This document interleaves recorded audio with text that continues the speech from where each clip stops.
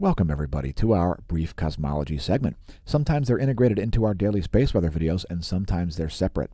So make sure you check out the other videos on our playlists at youtube.com/smashomash/playlists.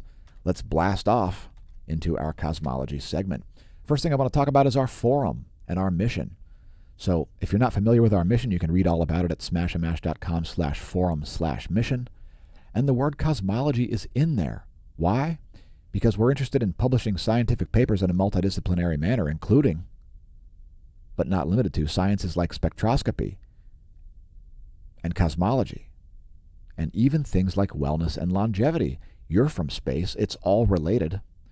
And we're interested in things like predictive phenomena. If you want to read the rest of our mission, head to smashomash.com/forum/mission. You can find all of the links to our content on the home page. Smashomash.org will redirect you here.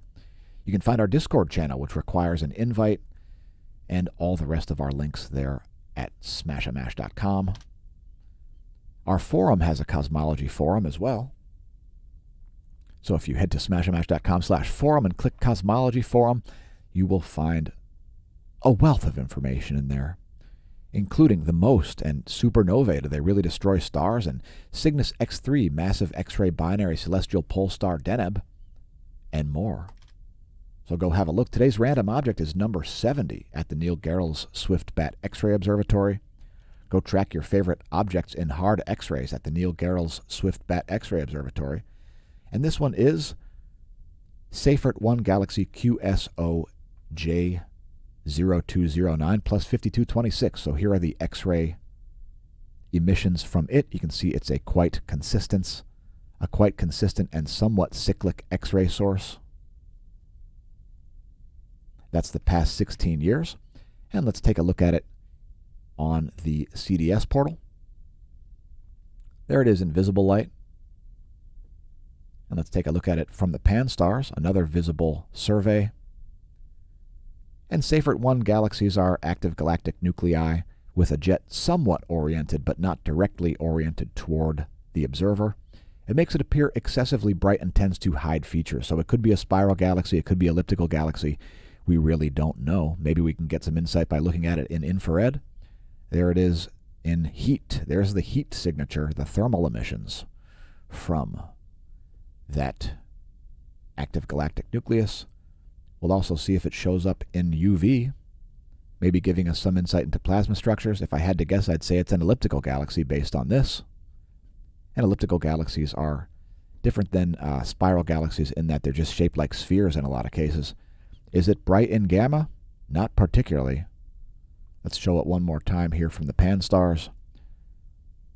And we'll zoom way in. And that's today's featured cosmic object.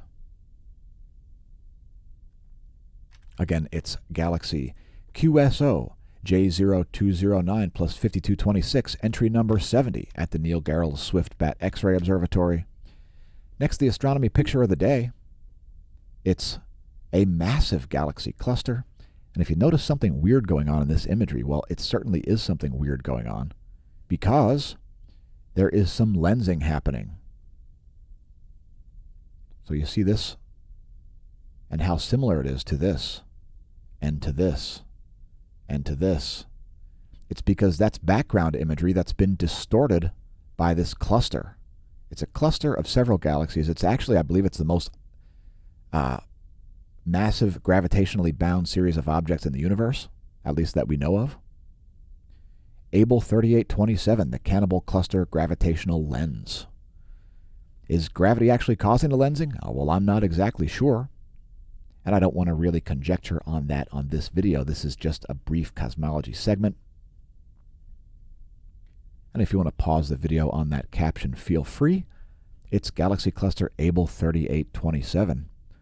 Complete with a bunch of lensing happening there, and massive distortions happening from the light on the other side of that galaxy as it makes its way to us. And if you're wondering the distance, it is 1.3 billion light years distant. Pretty far out there, but not that far in terms of overall cosmology. Now, that image was from the Hubble Space Telescope, and if you're not familiar with Edwin Hubble was the guy born November 20th, 1889, died September 28th, 1953, who discovered galaxies largely.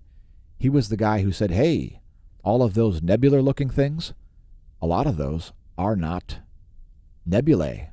They are actually galaxies outside the Milky Way. And so that's part of the reason why the Hubble Space Telescope is named for Edwin Hubble. If you want to read about it, this is the Wikipedia article. Maybe I'll do a fast scroll here if you'd like to pause the video for this. Feel free. Edwin Hubble, the astronomer for whom the Hubble Space Telescope was named. And that's today's Cosmology segment.